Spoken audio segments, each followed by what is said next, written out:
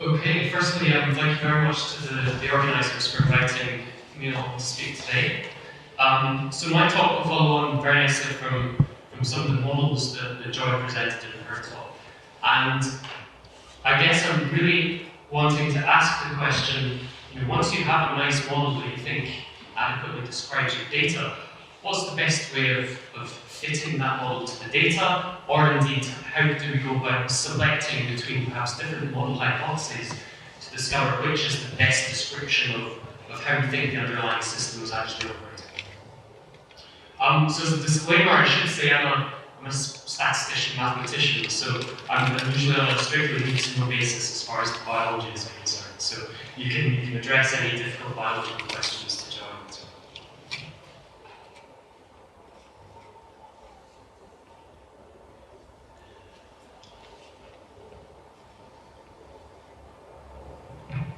Sorry, I think this is the point.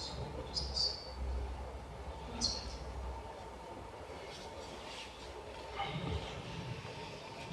it. Okay. So basic approaches for model fitting and model comparison.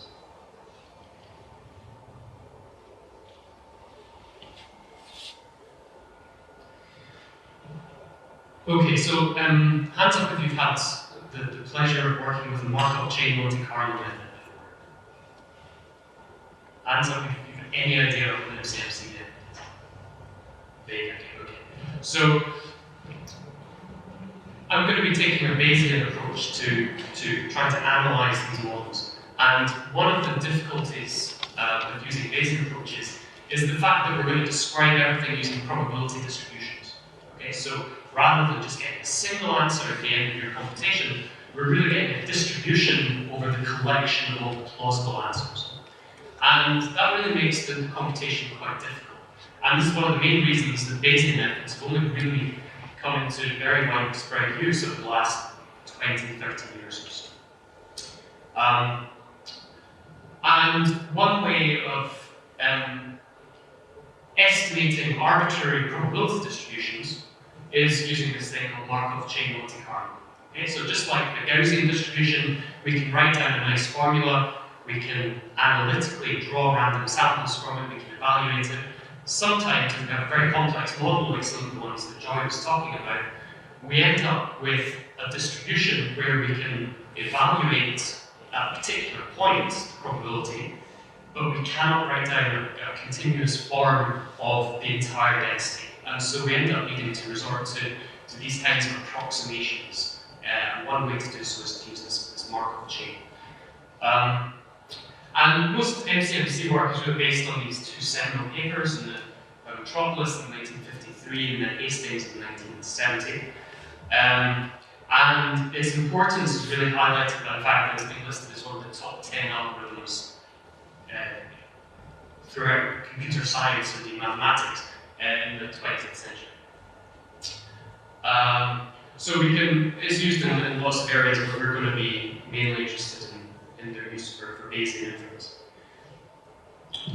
So the Bayesian approach really allows us to take our scientific hypotheses and encode them within some kind of mathematical model, and then analyze them within a framework that is kind of mathematically self-consistent.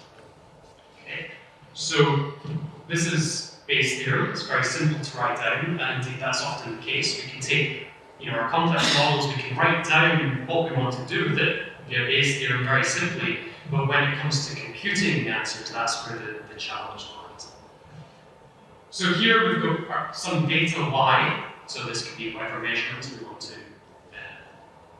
we have available to us. We'll assume we have some model, and that model will have some free parameters. So we can tweak these parameters, and the model will behave differently. And we're just going to call all these parameters theta at the time being. So usually we'll describe the mismatch between what the model predicts on the one hand, and what our experimental data tells us. And given different parameter values theta, we can get different outputs from our model, and we essentially want to find all of the outputs such that the output, all the parameter values, such that the output of our model is in some sense consistent with what we observe. Okay, so you're probably aware there are two different interpretations of probability. Okay, we have the frequentist approach and we have the Bayesian approach. And we can think of these two different approaches really as being useful in different cases. So if we think about, let's say we have a coin and we're tossing our coin and we want to place a bet on whether it's going to be heads or tails. Well, obviously we want to estimate whether or not the coin is biased or not, because that's going to influence our decision on which way to bet. With a coin, it's very cheap to do simulations. We can just repeat our experiment a very, very large number of times and simply count the number of heads, count the number of tails, and use that as an approximation of bias. Now, of course, in many scenarios, it's just, and we can view this as just part of the natural scientific process. Okay, we make observations, we come up with some hypotheses, we can test those hypotheses, and make other predictions. We can then go back and make measurements based on the results of our analysis.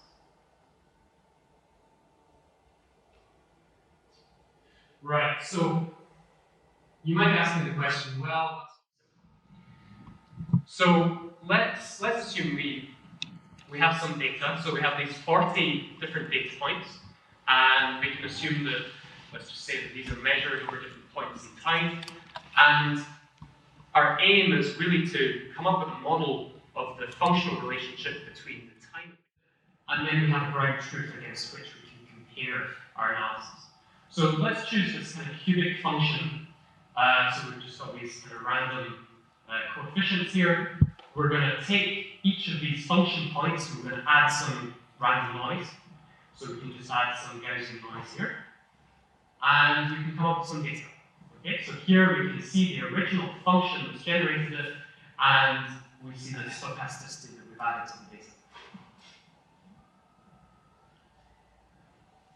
Okay, so we're now going to pretend we don't know what model it was that produced the data, and we want to do inference and try and work out the probability of the original model.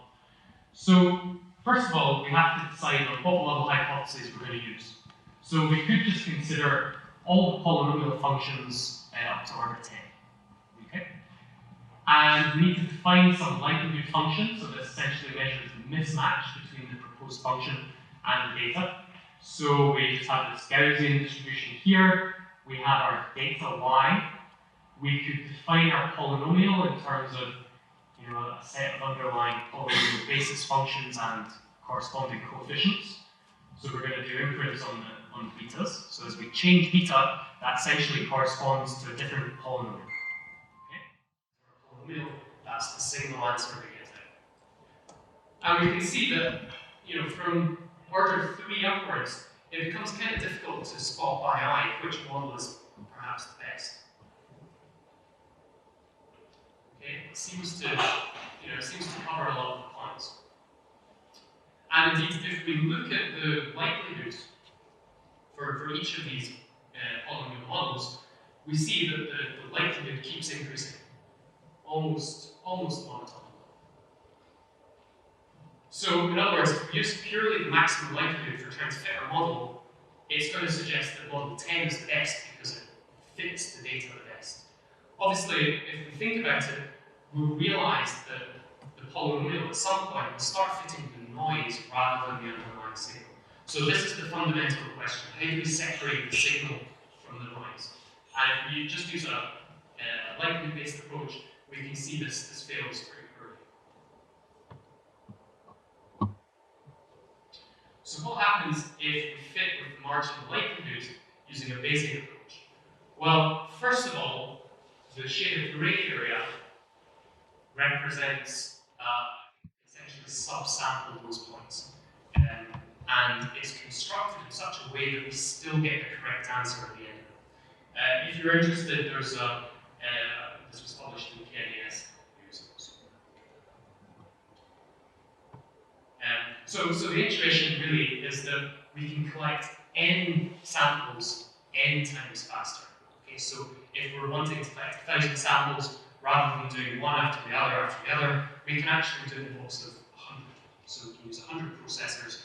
We can then do 10 iterations, 10 sequential iterations of this 100 times parallelized process.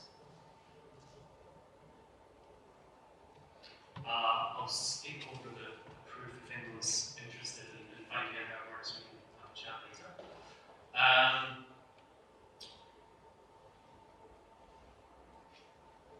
One other thing I'd just like to touch on is this idea of using the geometry, or essentially the sensitivity of the model, in order to best propose new parameter values.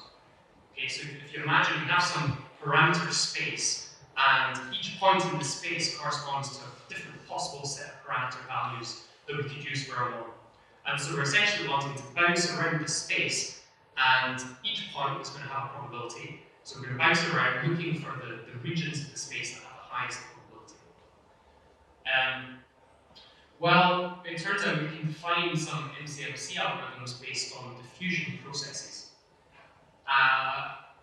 And furthermore, we can actually incorporate gradient information. So in other words, if for a given set of parameters, we can measure the sensitivity of our model with respect to changes in these parameters.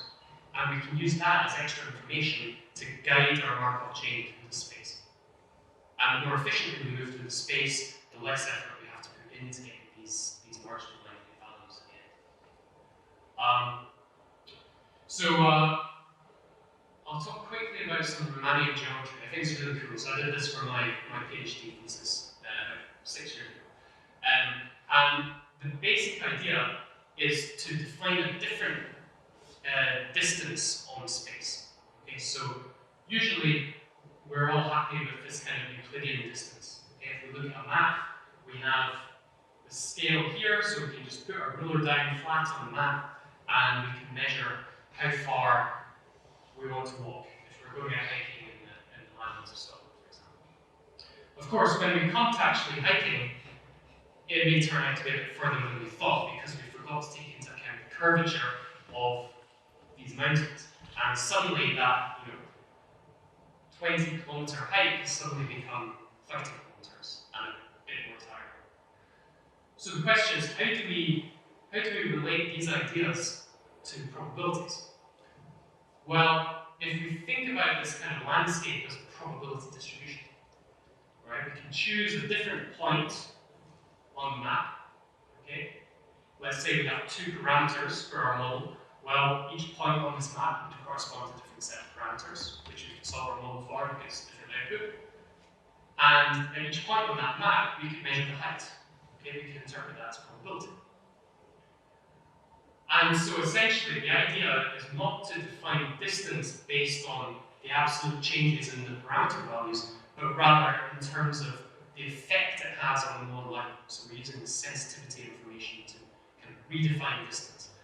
And so distance really changes depending on where you are on the map. And that's quite a kind of foreign concept. And we walk around the Earth, and 1 meter is a meter wherever it is we are on the Earth. In this kind of space, this distance measure changes depending on how sensitive our model is to perturbations around that particular set of parameters. So what does this mean? Well, it effectively means that instead of taking lots of little steps for evaluating these different model hypotheses and allowing you to have confidence that you're doing so in a kind of mathematically self-consistent manner. As I said, writing down Bayes' theorem is pretty straightforward, but actually computing some of the things can be a bit of a hassle. And that's what the aim of the cloud computing software is that we've developed. And in the very near future, we're going to be doing more work where we'll be using the cloud-based implementation to do more rigorous analysis of some of the biophysical models that John talked about in her last. And that's all from me just now. Thank you.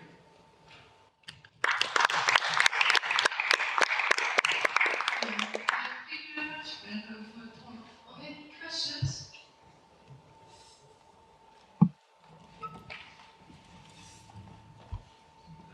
I could ask a very basic question. You mentioned how the use of the prior term in Bayes' theorem allows you to penalize over complex models. Yeah. So asking somebody who's not in the field at all, how does that differ from when you introduce like regularization terms that let you penalize extra parameters? Yeah, so there are other frequentist-based methods that, for example, include some kind of regularization term, and they can be considered as a simplification of or an approximation of Bayesian methods. Yeah, so the idea you can think of your prior essentially as a regularization term. So a Gaussian prior is similar to a T-count regularization. Any more questions?